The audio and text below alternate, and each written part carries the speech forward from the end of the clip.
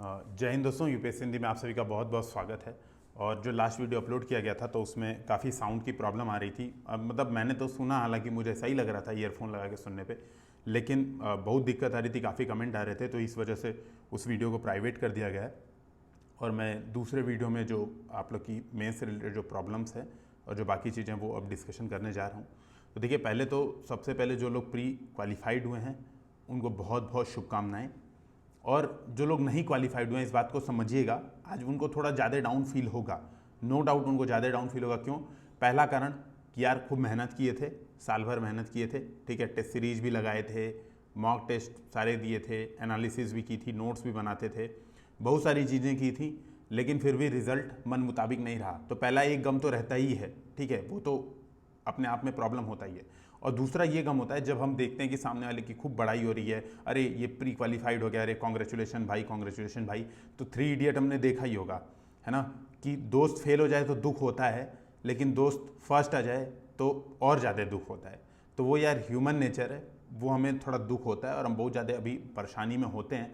कोई भी अच्छी बात भी इस समय हमको बुरी लग रही होती है। सबसे बड़ी बात है कि अगर मैं इस समय कहूँगा ना कि ये खा लो, ये खा लो, ऐसा ये कर लो, वो कर लो, ऐसे कर लो, वो सब बातें आपको ख़राब लगेंगी। इसको एक्सेप्ट कीजिए, ठीक है। तो जिन लोग का प्री गड़बड़ाया है इसको एक्सेप्ट कीजिए। अपनी प्रॉब्लम्स, कहीं छोटी मिस्टेक्स हो जाती हैं, मतलब मैं 1 मिनट ही चर्चा करूंगा, बहुत ज़्यादा इस पर मैं लास्ट में चर्चा करूंगा। सबसे पहले मैं मेंस के बारे में ही डिस्कशन ज़्यादा करूंगा। लेकिन मैं एक बात बताता हूँ, कई बार क्या होता है ना, हम तैयारी बहुत अच्छी कर रहे होते हैं, हर चीज़ एकदम सही से कर रहे होते हैं, टेस्ट दे रहे होते हैं, मॉक दिए होते हैं, हर चीज़ करते हैं सही से, एनालिसिस करते हैं, शॉर्ट नोट्स बनाते हैं, है ना, नंबर भी अच्छे आ रहे होते हैं, मॉक में एग्ज़ाम भी अच्छा होता है, फिर भी प्री गड़बड़ा जाता है। कारण क्या होता है? सीसेट नहीं ध्यान दिए। सीसेट में पता चला 66 नंबर आ रहा था, 1-2 क्वेश्चन चेंज हो गया, गए। इस बार भी कहने को ऐसा सुनने में आ रहा है, बाकी मुझे इसका बहुत आइडिया नहीं है, ऐसा सुनने में आ रहा है कि जो है 15 क्वेश्चन, कुछ लोग कह रहे हैं 11 क्वेश्चन चेंज हुए, 11 क्वेश्चन डिलीट हो गए, 4 क्वेश्चन चेंज हो गए। आप सोचो, उससे भी काफ़ी रिजल्ट में वेरिएशन आया होगा। तो अगर आपने तैयारी की है, अगर आप तैयारी कर रहे हो, रेगुलर ईमानदारी से प्रयास कर रहे हो, आज नहीं तो निश्चय कल सिलेक्शन होना है, कोई रोक नहीं सकता। हाँ, आज रिजल्ट गड़बड़ हुआ है, अन्य लोगों का पॉजिटिव भी हुआ है, तो सीधी बात है थोड़ा सा डाउन फील होगा, थोड़ा सा अच्छा नहीं लगेगा, बुरा फील होगा। लेकिन इसी मजबूती में, यही लहरों के बीच में जो खड़ा रह जाएगा वही उसी की नैया पार होगी। ये बात मेरा सबसे बड़ा संदेश जिन लोग का प्री गड़बड़ा है उन लोग के लिए यही है, ठीक है। आगे मैं अभी उन लोग के लिए डिस्कशन करूंगा, सारी चीज़ें डिस्कशन करूंगा कि कैसे करना है, क्या करना है, थोड़ा डांट भी लगाऊंगा उनको ऐसे मौके पे। As a guardian, as a आप कह सकते हो एज अ मेंटर, मेरी जिम्मेदारी है आपको डांटना भी, आपको समझाना भी, कि बहुत ज़्यादा हतोत्साहित होने की जरूरत नहीं है, हर चीज़ करूंगा। लेकिन पहले हम लोग मेंस पे फोकस कर लेते हैं। तो जिन लोग का मेंस है, पहली बात 27 सितंबर, 2 महीने एग्जैक्ट बचे हैं। अब टाइम टेबल सही से बन जाना चाहिए, अभी तक बना ही होगा, मैं मान के चलूँ आप पढ़ाई कर रहोगे, एकदम सही से कर रहोगे। लेकिन जो आपकी टाइम टेबल में जो कमियां हैं, जो बाकी सारी चीज़ें हैं, उसको अपडेट कर लीजिए, ठीक है। कई बार हम डाउट में भी रहते हैं कि यार मेरा प्री होगा कि नहीं होगा, पता नहीं प्री होगा कि नहीं होगा, तो इस वजह से मेंस की प्रैक्टिस कई बार स्लो चल रही होती है। उसको प्रॉपर ध्यान दीजिए, वहाँ पर गड़बड़ी नहीं होनी चाहिए, ठीक है। प्रैक्टिस को एकदम स्पीड में कीजिए। जो छोटी बातें हैं जो आप लोग हो सकता है आपके ध्यान से निकल जाए, पहली बात ये जनरल हिंदी ऐसे का पेपर, जीएस के 4 पेपर पे आप जम के ध्यान दे रहोगे, मैं मान के चल रहा हूँ, लेकिन ऑप्शनल, ठीक है। तो ये 8 पेपर हैं टोटल, 8 पेपर आपके पूरे, आपका जो रिजल्ट लिस्ट में नाम डिसाइड करते हैं और आपकी रैंक डिसाइड करते हैं। ये टोटल 8 पेपर। ऐसा नहीं है कि जीएस में आपने बहुत ज़्यादा फोड़ दिया और बाकी पेपर एकदम कबाड़ा कराए तो पार हो जाएगा, नहीं। आपने देखा होगा इस बार के रिजल्ट में केवल 2 गुना लोगों को बुलाया गया था नंबर ऑफ सीट्स के, जबकि यूपी पीसीएस को चाहिए थे 3 गुना। तो क्यों 2 गुना को बुलाया गया? क्योंकि हमारे पास उतने मतलब लोग क्वालिफाइड ही नहीं थे, ठीक है। जो बेसिक मिनिमम क्राइटेरिया होता है, पता चला हिंदी में कट ऑफ 70 जाता है, बेसिक जो मिनिमम कट ऑफ होता है 70 या 65 जो भी होता है, मुझे एग्जैक्ट नहीं आइडिया है ना, 40% है शायद, 150 का 40%, 60 नंबर। तो कई लोग वो भी नहीं क्वालिफाइड थे। तो हमें इस बात का ध्यान रखना है कि हम मिनिमम क्राइटेरिया एटलीस्ट जरूर पार करना है हर चीज़ का, और हर चीज़ को मैक्सिमम ले जाना है। हमारा टारगेट मिनिमम पार करना और मैक्सिमम की तरफ बढ़ना होना चाहिए। तो जो हम टाइम टेबल बनाएंगे उसमें इन सारी चीज़ों का ध्यान रखेंगे कि हम जनरल हिंदी, ऐसे को भी भूलेंगे नहीं, दोनों बातों का ध्यान में रखेंगे। दूसरी सलाह जो मेरी रहेगी वो ये रहेगी कि सिलेबस को पॉइंट आउट करके हर पॉइंट सिलेबस का पढ़ना है, ठीक है। तो सिलेबस चिपका लीजिए ऐसे, जैसे बगल में मेरे चिपका हुआ है, ऐसे चिपका सकते हैं आप। या तो आप क्या कर सकते हैं, उसको प्रॉपर सिलेबस को अपने सामने रखिए प्रिंट करा के, और उसको डेली रीड करना है। सिलेबस डेली रीड करना है मेंस का, और उसके आधार पे आपको हर टॉपिक मतलब जितने उसमें पॉइंट्स होते हैं, जितने जैसे विकास एवं उद्योग का उग्रवाद एवं उद्योग का संबंध, जो भी चीज़ें हैं, ठीक है, विकास उद्योग, सेल्फ हेल्पिंग ग्रुप्स, जितने पॉइंट्स हैं सिलेबस के, सबके हमारे पास कंटेंट, सब पे हमारे पास कंटेंट होना चाहिए। एक भी पॉइंट हम मिस करके नहीं जाएंगे।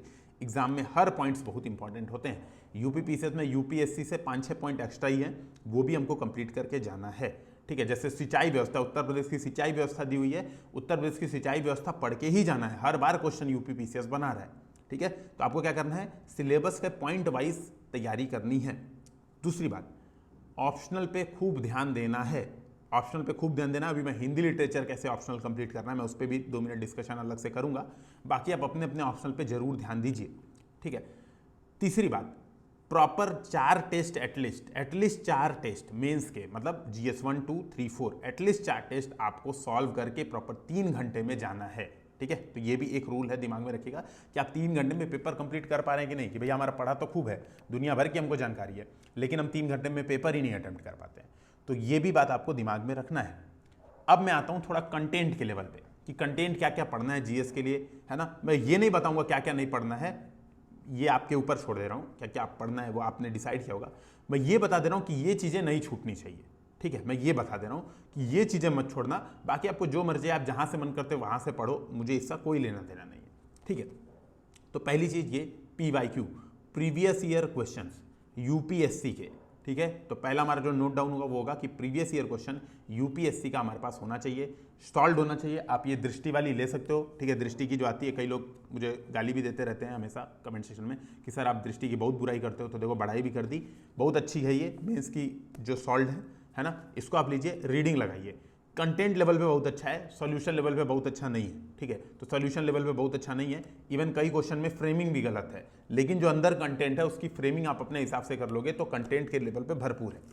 क्यों बोल रहा हूँ ये पढ़ने के लिए, क्योंकि यूपीपीसीएस 50 से 60% क्वेश्चन सीधे का सीधे यूपीएससी का कॉपी पेस्ट मारता है, सीधे सीधे कॉपी पेस्ट मारता है। तो यहीं पे आपको एज मिल जाएगी। अगर आपके PYQ तैयार है, अगर आपका पढ़ा हुआ है, तो एग्जाम में आपकी स्पीड बढ़ जाएगी, प्रॉपर स्पीड बढ़ जाएगी। तो इस बात पे भी ध्यान में रखना है। तो पहला सोर्स PYQ नहीं छोड़ना है। क्या पढ़ना है वो आप डिसाइड करेंगे, क्या जरूरी है पढ़ना वो मैं बता दे रहा हूँ। दूसरी बात आपको ध्यान में रखना है, यूपीपीसीएस के PYQ, इसके भी 3 साल के PYQ आपको जरूर सॉल्व करके या फ्रेमिंग करके जरूर जाना है, ठीक है। ये आपका होना ही चाहिए। जो जनरल हिंदी है उसमें भी ये चीज़ होगी, और एसए के पेपर में भी ये चीज़ होगी कि 1, 2, 3 साल के पेपर एटलीस्ट फ्रेमिंग करके हम जरूर जाएंगे, ताकि एग्जाम में हम कॉन्फिडेंट रहें, ठीक है। तो ये आपका हो गया जीएस के लिए मैं कह रहा हूँ मिनिमम क्राइटेरिया, ये चीज़ हम जरूर देख के जाएंगे।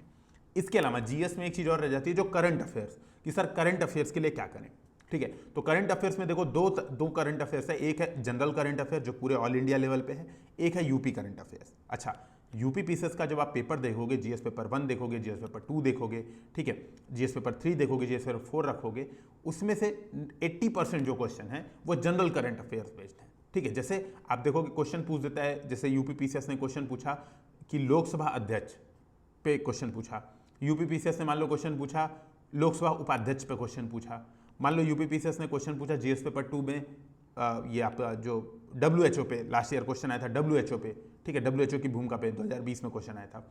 तो जब यूपीपीसीएस ये सारी क्वेश्चंस पूछ रहा है तो वो जनरल करंट अफेयर्स पे पूछ रहा है। इस बात को समझिएगा, वो जनरल करंट अफेयर। जैसे लोकसभा उपाध्यक्ष अभी बहुत ज़्यादा न्यूज़ में रहे, क्यों? क्योंकि 2 साल से इनकी नियुक्ति ही नहीं हुई है। तो इस वजह से लोकसभा के उपाध्यक्ष का पद कितना महत्वपूर्ण है क्या नहीं है, ये यूपीपीसीएस क्वेश्चन बना देगा, ठीक है। चुनाव सुधार हमेशा न्यूज़ में रहते हैं, इस पे क्वेश्चन यूपीपीसीएस बना देगा। तो इन क्वेश्चंस को हम स्टैटिक नहीं मानेंगे, इन क्वेश्चन को हम जनरल करंट अफेयर्स मानेंगे और इनकी तैयारी करेंगे।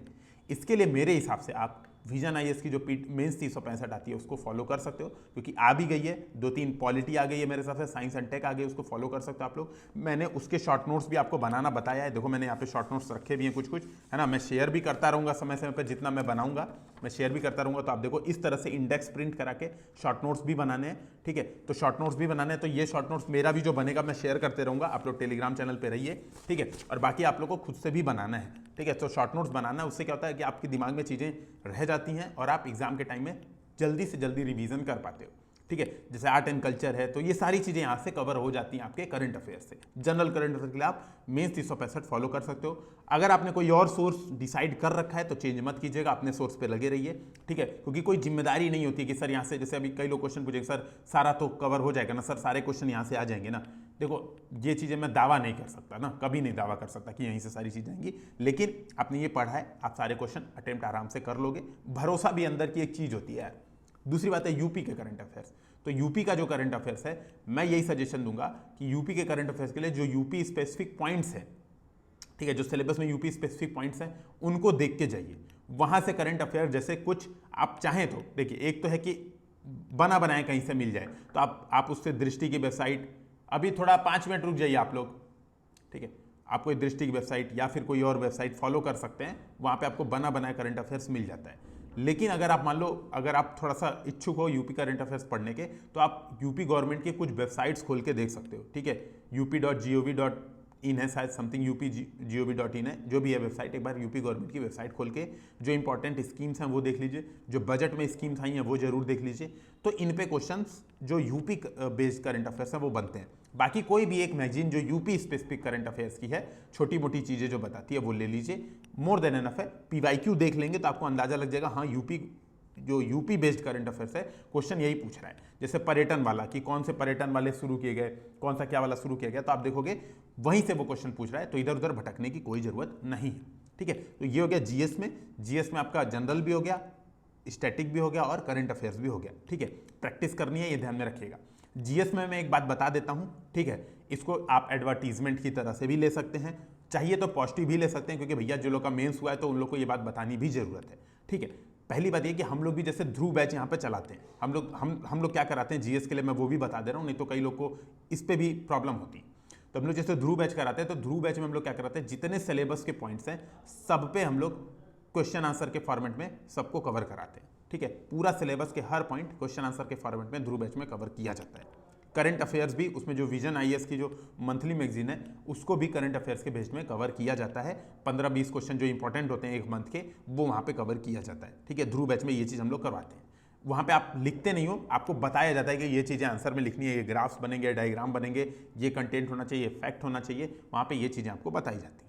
इसके अलावा दोस्तों मेंस की टेस्ट सीरीज भी यूपीएससी हिंदी की चलती है, जनरल स्टडी की। तो जनरल स्टडी की टेस्ट सीरीज जहाँ तक मुझे पता है कि उसकी सीटें फुल हो चुकी हैं पहले से ही, क्योंकि लास्ट ईयर भी बहुत बढ़िया परफॉर्मेंस रहा था। तो इस बार अभी प्री के मतलब रिजल्ट से पहले ही सीटें जनरली फुल हो चुकी हैं। 1-2 एडमिशन में भी हम लोग अकोमोडेट कर लें। ध्रुव बैच में तो ओपन एडमिशन है, क्योंकि वो वीडियोस डिस्कशन है, तो उसमें कोई लिमिट नहीं है, ठीक है, उसमें कोई लिमिट नहीं है। लेकिन मेंस टेस्ट सीरीज में हम लोग में भी 1-2 एडमिशन वही ले सकते हैं कि जैसे मान लो कई लोग ऐसा होता है ना कि ज्वाइन किए और उनका प्री नहीं निकला, तो मे भी हम लोग वो अगर लोग नहीं लिखेंगे तो 1-2 एडमिशन हम लोग ले सकते हैं, नहीं तो हम लोग के पास उसकी कोई चांसेस नहीं। ऑप्शनल की अगर मैं बात करूं अब, तो हिंदी लिटरेचर में आपकी हेल्प ये कर सकता हूं कि हिंदी लिटरेचर कवर कैसे करना है, क्योंकि यूपी का सिलेबस अगर देखिए हिंदी लिटरेचर का तो बहुत छोटा है, सीधी बात है, यूपीएससी के तुलना में बहुत कम है ना। कवर कैसे करना है, तो देखिए पहली बात, इसकी 173 पेज की 170 पेज की हम लोग ने एक जो लास्ट ईयर मतलब 2020 में जो एसडीएम सेलेक्टेड है प्रॉपर, उनकी जो हिंदी लिटरेचर की जो यूपी स्पेसिफिक है वो हम लोग ने उनकी हैंड रिटन वाली अपलोड की हुई है अपने टेलीग्राम चैनल पे, वहाँ से आप उसको डाउनलोड कर लीजिए, उसको रीड कीजिए।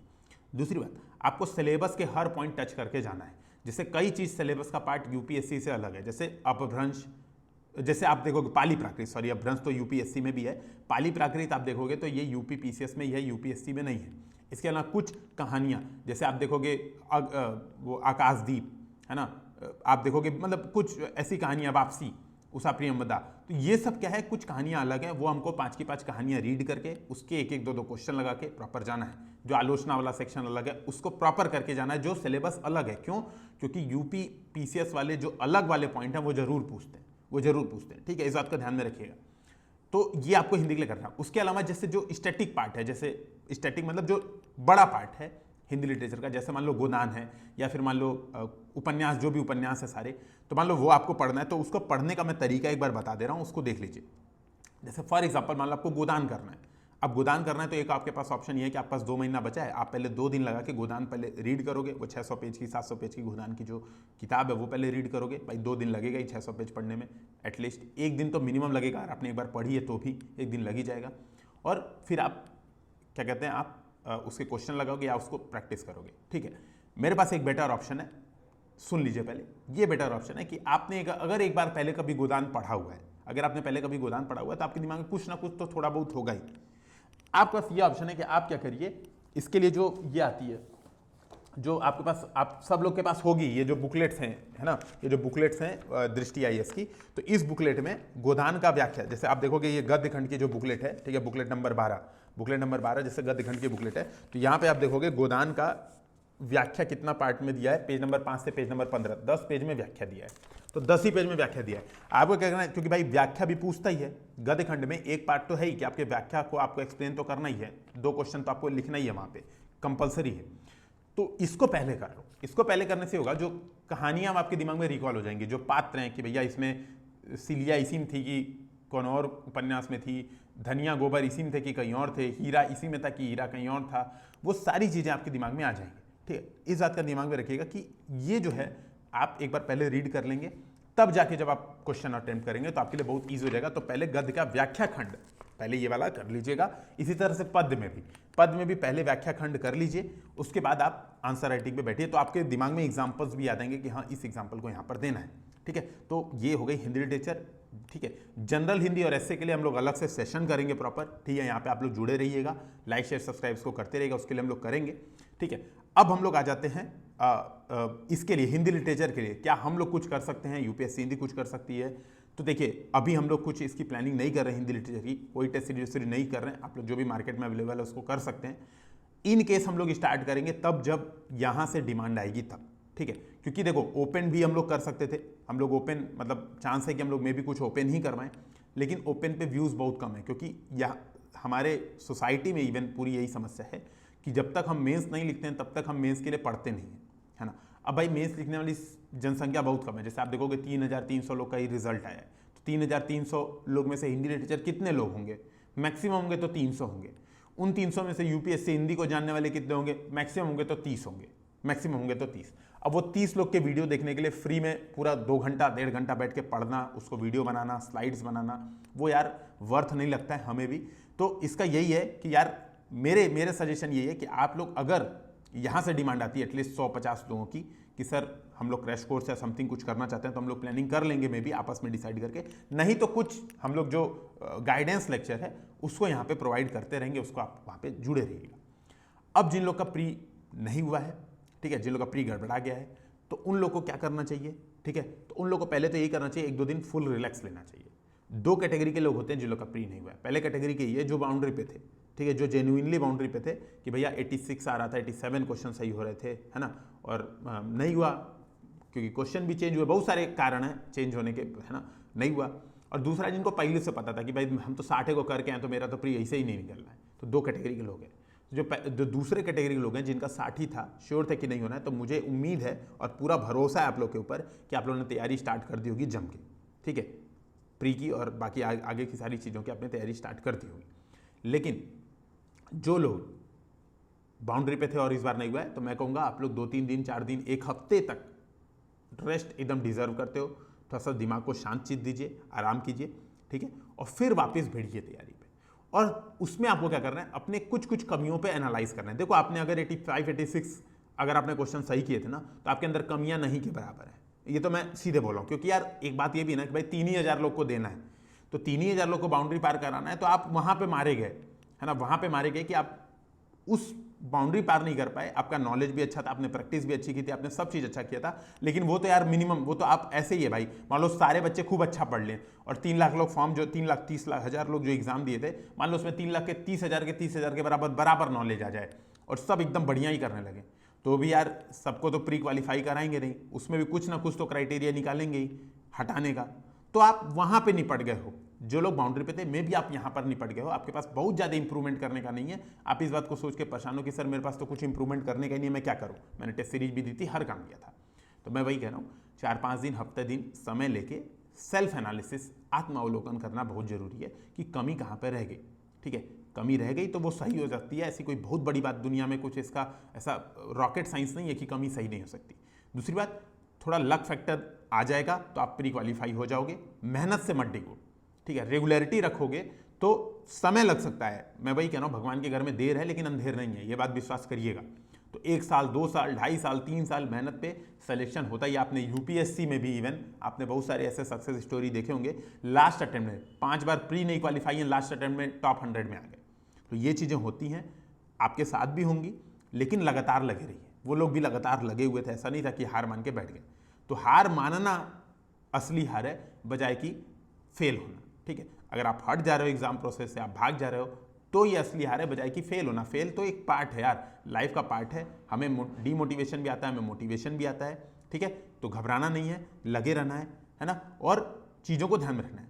प्रॉपर आप अगले महीने, इसके अगले महीने आप प्रॉपर टेस्ट सीरीज ज्वाइन कीजिए, है ना। अगर आपने लास्ट ईयर कोई टेस्ट सीरीज ज्वाइन कर रखी थी तो उसके शेड्यूल के हिसाब से, क्योंकि स्टैटिक पोर्शन तो सेम रहता है। करंट अफेयर जनरली हम लोग आखिरी के 2-3 महीने में फॉलो करते हैं, अभी से बहुत ज़्यादा नहीं करते हैं, लेकिन मैं तो यही कहूँगा कि अभी से फॉलो कीजिए। और आप टेस्ट सीरीज के शेड्यूल के हिसाब से, टेस्ट सीरीज का जो शेड्यूल होता है उसके हिसाब से अपनी बुकलेट, अपने सोर्सेज को अलाइन करिए। हाँ, ये टेस्ट इस दिन है, इसके पहले मुझे सारा सिलेबस कंप्लीट करना है उस टेस्ट का। तो पार्ट टेस्ट के साथ पहले पार्ट टेस्ट दीजिए, फिर उसके बाद फुल टेस्ट दीजिए।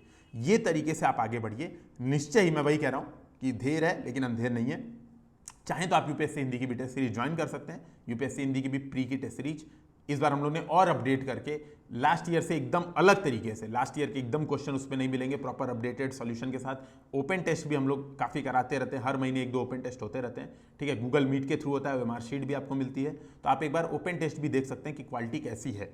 अभी हम लोग थोड़ा सा नए थे तो हम लोग क्वालिटी बहुत तेज़ी से इंप्रूव कर रहे हैं, सबसे बड़ी बात है। और रिजल्ट इसका गवाह है। लास्ट ईयर लगभग 100 से कम बच्चों में 30% से ज़्यादा हमारे पास इंटरव्यू कॉल का रिजल्ट है। आप प्रॉपर आपने देखा होगा, स्क्रीनशॉट हम लोग ने प्रॉपर शेयर किया था।